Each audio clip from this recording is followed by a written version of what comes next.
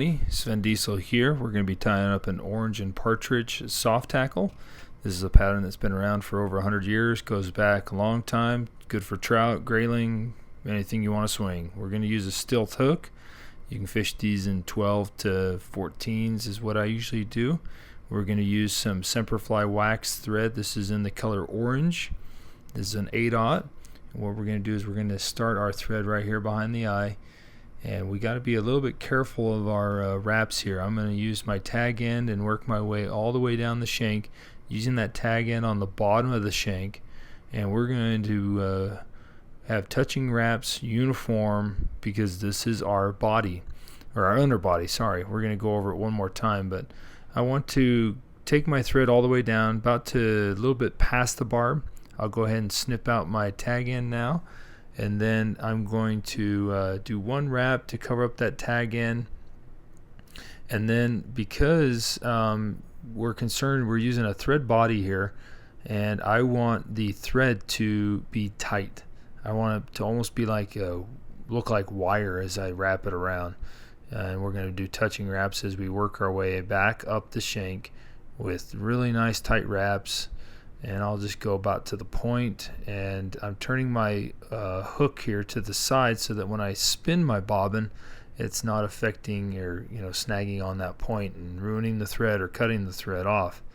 And I'll just work my way back up, and as you notice the threads start to lay a little bit more flat, just go ahead and give it another spin, or depending on your bobbin.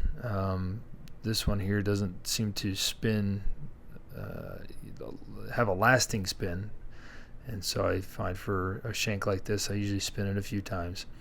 Now as we get up here close to the eye, we're going to leave a little bit of space, and we're going to put in a small little thorax. Doesn't have to be anything special or big. I'm just using some hare's ear in a natural color. It's kind of a grayish natural brown, maybe. I think it's just called natural hare's ear. I'm just going to take a small little clump and we'll dub it on. And I'm not going to do a tight noodle. I'm going to leave it a little bit loose, so that way some of these fibers kind of flow free and go back. But I want it to be in a nice little ball, and I'll go ahead and pull all the fibers back so there's no stray ones coming over or covering my eye. And I'll just protect it and tie those down. So most of all the fibers are going back. Now because this is a orange and partridge, we're going to be using some partridge, and this is a skin I purchased from Live to Nymph. It's a custom dyed.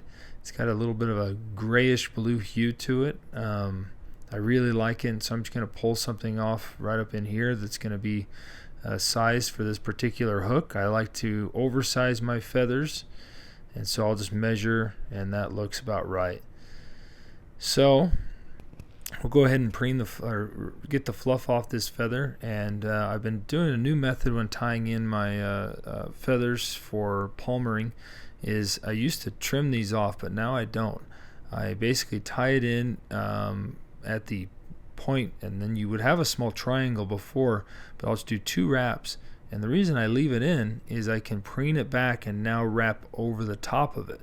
So basically now that feather tip is creased in, and then all I do is I pull my stem a little bit away and slide my scissors and go ahead and get up in there, trying not to get any of the dubbing, and I just snip that tip out and it's flush. So now this feather is in way better than doing a triangle, and so I can go ahead and attach my hackle pliers. I'm not going to yank on it, but say you pull on it a little harder than you should, it's not going to come out. At least I haven't had one come out yet.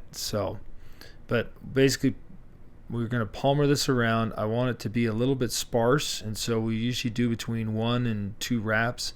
It depends on how the feather is. Every feather's different, and because this is a video, it might be a little bit full because I want to tie it off on this side.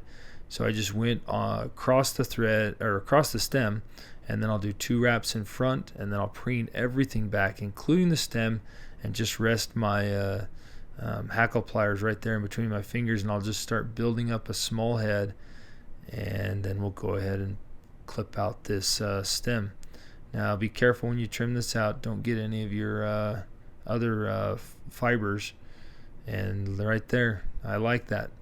And so I'll just do a quick little whip finish, 3-turn whip finish, because we already built up a little bit of the head. And then we'll go ahead and snip our thread. And you can use head cement. I'm just using a UV resin. I'm just going to brush it on, trying not to get any in the fibers. And I'll twist it over and get the other side.